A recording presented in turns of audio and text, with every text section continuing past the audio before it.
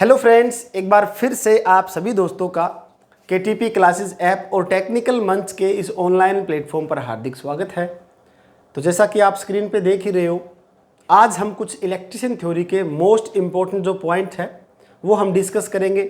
और मैं आपको दावे के साथ ये कह सकता हूँ कि आज की मान लीजिए जो मैं आपको पॉइंट करवाऊँगा, एग्ज़ाम के अंदर इन पॉइंट में से एक या दो क्वेश्चन आपको कन्फर्म देखने को मिलेगा जब भी आपका एग्ज़ाम हो।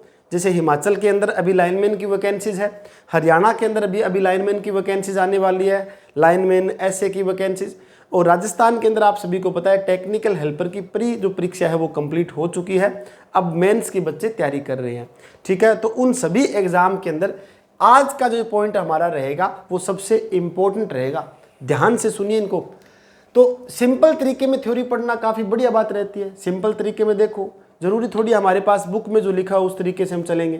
तो सिंपल आसान तरीके में क्या होता है, एक हम पॉइंट डिस्कस करते हैं करंट को रोकने वाला, ठीक है ना। आप सभी को पता है धारा जो है, धारा को रोकने वाले कौन कौन है, ठीक है ना। धारा को रोकने वाले, तो ये मान के चलिए अब हमने यहाँ पर 3 पॉइंट लिख रखा है, रजिस्टेंस, इम्पीडेंस, रिएक्टेंस, ठीक है। लास्ट में जिनके टेंस आ रहा है, देखो टेंस, जिनके लास्ट में टेंस आ रहा है वो क्या करता है, धारा को रोकता ही है, ठीक है ना। मोस्टली 99% यही होता है, ये ध्यान रखना है पॉइंट आप सभी को। अब आपको पता है रजिस्टेंस हमारे पास क्या होता है, रजिस्टेंस हमारे पास होता है प्रतिरोध, ठीक है। ये हमारे पास हो गया प्रतिरोध। इम्पीडेंस हमारे पास क्या होता है, इम्पीडेंस हमारे पास होता है प्रतिबाधा, ठीक है। प्रतिबाधा हम बोलते हैं इम्पीडेंस को। और रिएक्टेंस को क्या बोलते हैं, रिएक्टेंस को बोलते हैं प्रतिघात, ठीक है। प्रतिघात बोलते हैं किसको, रिएक्टेंस को बोलते हैं। तो ये तीनों नाम आपको हिंदी और इंग्लिश में दोनों में आप सभी को पता ही है। अब मेन बात क्या रहती है, मैंने 3 नाम क्यों लिखे हैं, क्योंकि ये तीनों जो नाम है वो क्या करते हैं, धारा को रोकने में काम करते हैं। भी धारा कहीं पर जा रही है तो उसका जो है वो विरोध करेंगे कौन, उसका विरोध करने वाले ये 3 बंदे हैं, ठीक है। तो आपके दिमाग में ये एक बात और आएगी, क्या ये 3 ही बंदे हैं क्या जी धारा को रोकने वाले? बिल्कुल 3 तो है, लेकिन ये जो रिएक्टेंस भाई साहब है ना, इनके साथ में 2 बंदे इन्होंने खुद अपने पर्सनल रख रखे हैं, ठीक है। 2 इन्होंने अपने खुद पर्सनल बंदे रख रखे हैं। वो कौन कौन से बंदे हैं उनके बारे में आप सभी को बता देता हूं। देखिए, तो पहले यहां से डिस्कस करते हैं, उसके बाद देखते हैं। रजिस्टेंस आप सभी को पता है आर होता है, रजिस्टेंस को आर से ही लिखते हैं, ठीक है। आर से लिखते हैं रजिस्टेंस को, और रजिस्टेंस हमारे पास इस तरह से आप सभी इसको बनाते हो रजिस्टेंस को, ठीक है ना। वैसे रजिस्टेंस क्या होता है, किसी रजिस्टर का गुण होता है ये रजिस्टेंस, ठीक है। रजिस्टर का गुण होता है। चलिए ये पॉइंट समझ में आया। उसके बाद हमारे पास है इम्पीडेंस। इम्पीडेंस को क्या लिखते हैं, जेड से लिखते हैं, ठीक है। इम्पीडेंस को हम जेड से लिखते हैं। रिएक्टेंस जो हमारे पास है उसको हम एक्स से लिखते हैं, ठीक है ना। पहले तो आपको नाम ये तीनों पता चल गए क्या क्या नाम है, उसके बाद कौन से इनको सिंबल से हम लिखेंगे। आर से रजिस्टेंस, जेड से इम्पीडेंस, एक्स से हम क्या लिखते हैं, रिएक्टेंस, ठीक है। ये सिंबल मैंने सिर्फ इसका एक का ही बताया, आपको एक का ही ध्यान रखना होता है, ठीक है। ये हमारे पास कोई काम का नहीं है। चलिए, अब आप सभी को पता है रजिस्टेंस धारा को रोकने वाला है, इम्पीडेंस भी धारा को रोकने वाला है, और रिएक्टेंस भी धारा को रोकने वाला है। किसी डीसी सर्किट की बात करें, कोई हमारे पास 2 सर्किट होते हैं, आप सभी को पता है, एक तो डीसी, एक होता है एसी। तो डीसी सर्किट के अंदर हमारे पास सिर्फ रेजिस्टेंस ही अकेला ऐसा बंदा है जो धारा को रोक सकता है भाई। डीसी सर्किट के अंदर पूरा अकेला एक जो दावेदार है वो है रेजिस्टेंस, धारा को रोकने वाला। लेकिन जब हम बात करते हैं एसी सर्किट की, तब क्या ये तीनों मिलकर क्या धारा को रोक सकते हैं, ठीक है ना। टू दी पॉइंट बातें क्लियर हो गई, ओके। यहां तक आप सभी को समझ में आ गया होगा। अब आपके दिमाग में ये आएगी जी बात, ये बताइए कि हमें इनकी इकाई पूछ ले तो हम क्या करेंगे। बिल्कुल, आप देखिए, आप सभी को अगर इनकी इकाई पूछ ले, ठीक है ना, इसकी इकाई की बात करें, इसकी इकाई की बात करें, या फिर इसकी भी इकाई की बात करें, तो इन सभी की इकाई क्या होती है, ओम ही होती है। जिनको नहीं पता था वो ध्यान दीजिए, इन सभी की इकाई क्या होती है, ओम ही होती है। और ओम को कुछ आप इस तरह से बनाते हो ना, ठीक है। तो ये हमारे पास क्या हुआ, इन तीनों की मैंने आपको इकाई बता दी, ठीक है। इन तीनों का हमारे पास काम क्या है वो आपको सिंपल भाषा में समझ में आ गया, धारा को रोकना ही काम है इन तीनों का, ठीक है ना। ये बात समझ में आ गई होगी आपको। अब ये बताइए, आप सभी को पता है धरती पर या पृथ्वी की बात करें, ब्रह्मांड की बात करें, तो ब्रह्मांड के अंदर कोई हाथ खींचने वाला होता है, कोई हाथ मतलब देने वाला होता है, सहायता करने वाला होता है, ठीक है। तो ये तो है धारा को रोकने वाले, ठीक है। तो अब आपके दिमाग में एक बात और आएगी, सर ये तो बताइए धारा की सहायता करने वाले कौन कौन होंगे फिर, ठीक है। तो उनकी बात करते हैं। तो यहाँ पर मैं आपको 2 पॉइंट बता देता हूँ साथ साथ में कि धारा की सहायता करने वाले, ठीक है। अब की बार धारा की हेल्प करने वाले कौन है, सहायता करने वाले ये कौन है, इनके बारे में हम डिस्कस करते हैं। रोकने वाले तो सारे सभी को पता है, धारा की सहायता करने वाले कौन कौन है, ठीक है। तो धारा की सहायता करने वाला पहला जो बिंदु है वो हमारे पास क्या होता है, वो हमारे पास होता है कंडक्टेंस, ठीक है। कंडक्टेंस हम बोलते हैं इसे, और कंडक्टेंस को हम क्या लिख सकते हैं, चालकता बोलते हैं इसको, ठीक है। कंडक्टेंस को हम क्या लिखते हैं, चालकता इसको हम बोलते हैं। सबसे इंपॉर्टेंट पॉइंट है ये, समझ में आई बातें। अब कंडक्टेंस हमारे पास चालकता है, तो इसका सिंबल भी बताइए किस नाम से लिखते हैं इसको। तो इसको हम लिखते हैं जी से, ठीक है। याद रखना आज के बाद कंडक्टेंस को किससे लिखेंगे, जी से लिखते हैं। ओके डन बात, ठीक है। दूसरा हमारे पास जो बिंदु है वो कौन सा होगा, वो हमारे पास बिंदु होगा, ये इंपीडेंस है, तो यहां पर क्या होगा, एडमिटेंस, ठीक है। एडमिटेंस, प्रवेश्यता, एडमिटेंस इसे बोलते हैं, प्रवेश्यता। इसकी हिंदी कोई जरूरी नहीं है, वैसे आप प्रवेश्यता लिख सकते हो, ठीक है। तीसरा हमारे पास बिंदु क्या होता है, तीसरा बिंदु हमारे पास होता है सस्केप्टेंस, ठीक है। सस्केप्टेंस हमारे पास तीसरा बिंदु होता है। तो ये जो तीनों मैंने आपको बताई ये क्या है, धारा की सहायता करने वाले हैं। तो आपके दिमाग में एक पॉइंट और आएगा कि ये जो धारा की सहायता करने वाले, इनका नाम भी क्या क्या होगा, नाम मैंने बता दिया। सिंबल हमारे पास ये है। तो एडमिटेंस का सिंबल क्या होता है, एडमिटेंस को हम वाई से लिखते हैं, एडमिटेंस को हम वाई से लिखते हैं, ठीक है। और सस्केप्टेंस को किसी को पता है किससे लिखते हैं, कमेंट सेक्शन में जरूर बताना। सस्केप्टेंस को हम लिखते हैं बी फॉर बॉल से, ठीक है। तो आज के बाद आपने जो ABCD याद कर रखी है, A for apple, B for ball, वो सब भूल जाइए। आज के बाद आपको ध्यान रखना है ए फॉर एम्पियर होता है, बी फॉर हमारे पास क्या होता है, सस्केप्टेंस होता है, बी फॉर ही हमारे पास मैग्नेटिक फ्लक्स डेंसिटी होता है। तो ये चीज़ें याद करनी जरूरी है। तो मैं आपको जल्द ही क्या एक वीडियो के माध्यम से पूरी इलेक्ट्रिशियन थ्योरी की ABCD भी याद करवा दूंगा, ठीक है ना। तो वो सारे ABCD जो मैं आपको याद करवाऊंगा A से लेकर Z तक, तो दावा ये है कि इन पूरी ABCD में से क्या है, 1 या 2 क्वेश्चन आपको एग्जाम में कन्फर्म देखने को मिल जाएंगे, ठीक है ना। चलिए वो बाद में बात है, पहले हम इसको कन्फर्म करते हैं, याद करते हैं। तो कंडक्टेंस पता चल गया, सस्केप्टेंस हो गया, और ये हमारे पास सस्केप्टेंस है, ये हमारे पास क्या है, एडमिटेंस है, जिसे हम वाई से लिखते हैं, ठीक है। तो ये तीनों क्या काम करते हैं, तीनों हमारे पास धारा की सहायता करते हैं। भी आओ धारा, हम आपके साथ चलते हैं, किसी को रोकने नहीं देंगे। लेकिन ये तो नालायक तीनों है ही, ठीक है। इनका काम ही धारा को रोकना है, धारा को छेड़ना है, धारा के साथ पंगा लेना है, ठीक है। तो ये अपना अपना काम कर रहे हैं और ये इधर अपना काम कर रहे हैं। अब आपके दिमाग में ये आएगा जी, ये बताइए हमें कंडक्टेंस जो है, एडमिटेंस जो है, सस्केप्टेंस जो है, इनकी इकाई भी बताओ। तो बिल्कुल इकाई लिखो, ठीक है। अगर आपकी इसकी इकाई पूछ ले, इसकी भी इकाई पूछे और इसकी भी इकाई पूछे, तो आपको क्या बताना है, आपको बताना है महो, ठीक है। महो इकाई बताना है। ये जैसे ओम है, इसको उल्टा हमने लिख दिया MHO, महो। इसको उल्टा पढ़ के देखो, ये महो है ना। ये तो ओम तो हमारे पास धारा को रोकने वाला है, तो इसका उल्टा क्या होगा, धारा को सहायता करने वाला। तो इसकी इकाई क्या हो जाएगी, महो हो जाएगी, ठीक है। तो ये समझ में आया महो। और महो को भी हम किस तरह से लिखते हैं, उल्टा ओम बना दो, बस उल्टा ही काम है। ये धारा को रोकने वाला तो धारा को सहायता करने वाले, आपस में उल्टे एक दूसरे के। या फिर इसकी इकाई क्या होती है, साइमन भी इसकी इकाई हम बोलते हैं, ठीक है। साइमन भी इसकी इकाई बोलते हैं। कई बार थोड़ा सा अगर एग्जाम में डीप से बातें पूछे तो आपको या इसकी इकाई ओम इनवर्स भी आपको पता होनी चाहिए।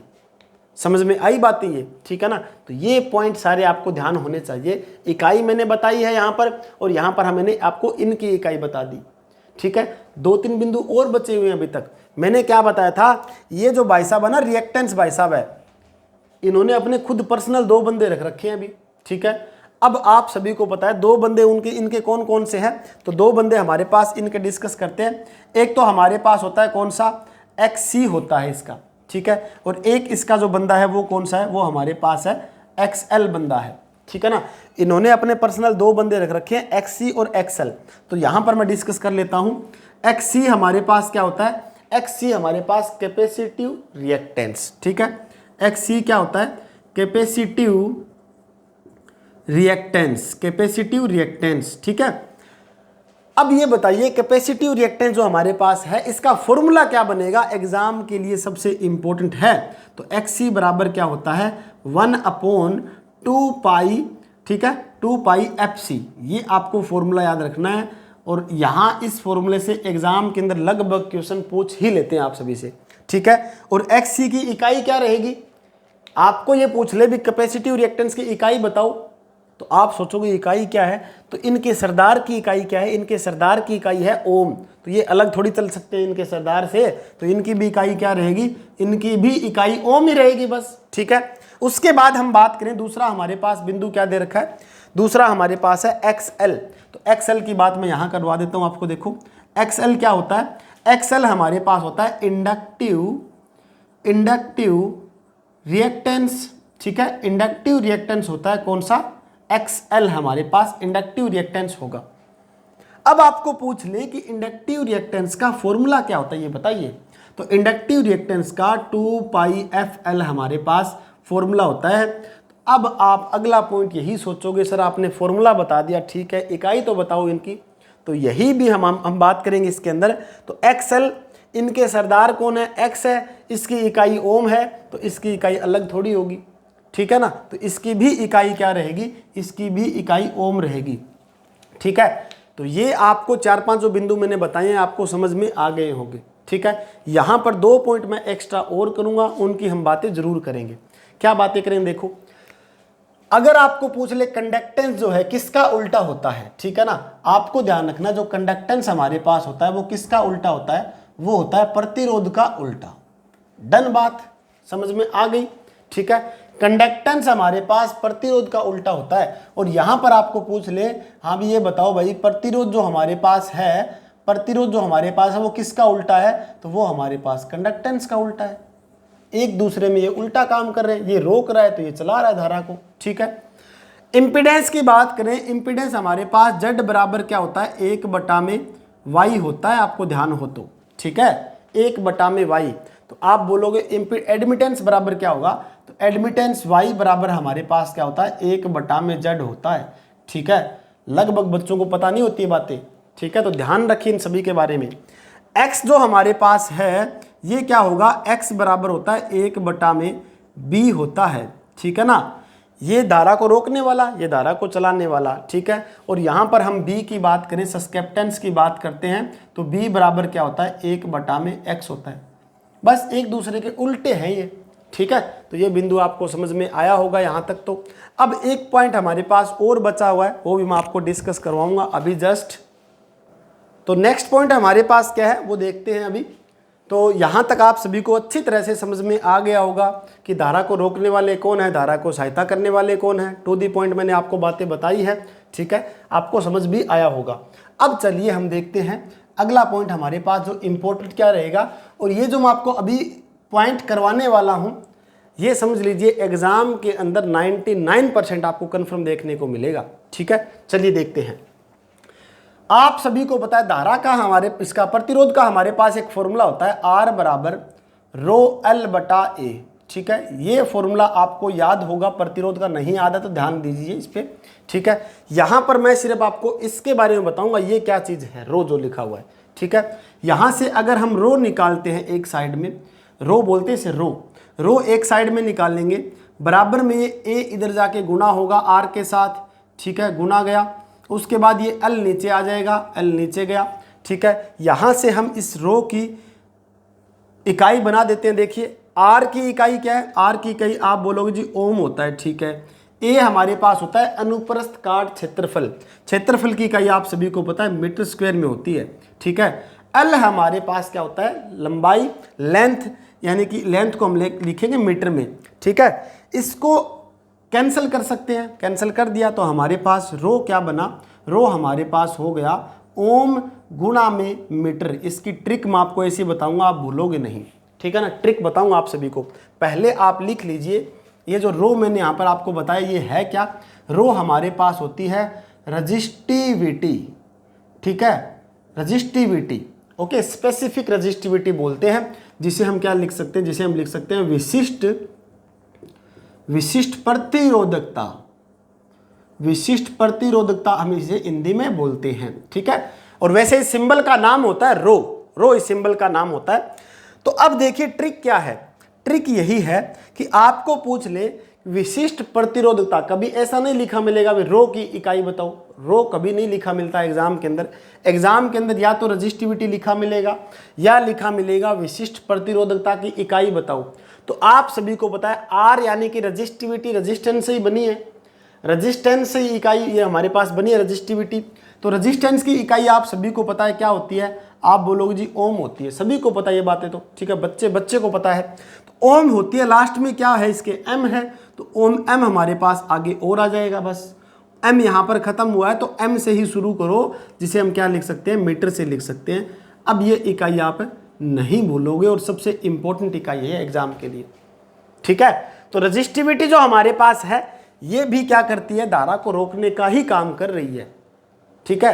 तो अब ये बताइए धारा को रोकने वाले बिंदु के अंदर एक और हमने ऐड कर दिया, किसको, रजिस्टिविटी को, और इसको 4 नंबर में बोल सकता हूं, ठीक है। तो आप बोलोगे ठीक है यहां पर रजिस्टिविटी है तो इधर भी कोई धारा को सहायता करने वाला एक और बंदा मिलेगा, फिर वो कौन है, तो चलिए उसके बारे में हम यहाँ पर 4 नंबर फिर मैं यहाँ पर लिखूंगा, और वो बंदा कौन सा है, वो बंदा हमारे पास है कंडक्टिविटी, ठीक है, उसे हम लिखते हैं कंडक्टिविटी से, विशिष्ट चालकता इसे बोलते हैं, इसे हम क्या बोलेंगे, इसे हम बोलते हैं विशिष्ट चालकता, ओके, इसे हम बोलते हैं विशिष्ट चालकता। तो ये जो विशिष्ट चालकता हमारे पास है इसको हम किससे लिखते हैं, इसको हम लिखते हैं सिग्मा से। ये निशान किसका है, सिग्मा का निशान है, ध्यान रखना सिग्मा, ठीक है। ये किसका है, रो, रोने वाला जो होता है ना रो, ये रो है, ये हमारे पास है सिग्मा, ठीक है। ये समझ में आई बातें।